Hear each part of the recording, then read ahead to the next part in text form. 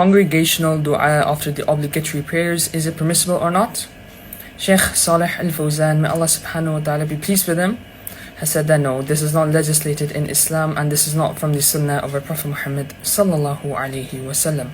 Turns out these Wahhabis, they just can't stop lying. He's saying that it's a bid'ah and the Prophet didn't do it. I'll prove him wrong, right? Here's my references. We'll start by looking at Sunan Tirmizi, volume 2, page 187. The Prophet sallallahu alaihi wa alihi was asked, which supplication is most readily listened to? The Prophet replied back by saying the dua after the first prayer. So the Prophet is saying the most readily prayer that's accepted is the dua that you recite after the wajib salah. And he's saying that you cannot recite the dua after wajib salah. Sahih Bukhari 1372 narrated your mother Aisha, she said that I never saw Allah's Messenger sallallahu alaihi wa alihi but seeking refuge with Allah from the punishment in the grave in every prayer he prayed. So after every wajib salah, the Prophet would pray to Allah subhanahu wa ta'ala in the form of a dua. Bukhari in his Tarikh al-Awsat narrates from Mughira bin Shu'bah that the Prophet sallallahu alaihi wa alihi used to supplicate 3 times after every prayer. More proof that the Prophet did it.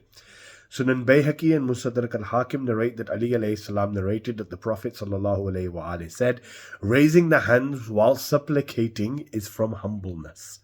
So there you go.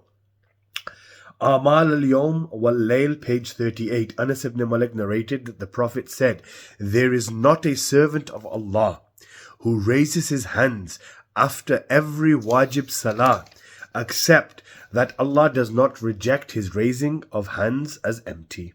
So there you go, more further proof.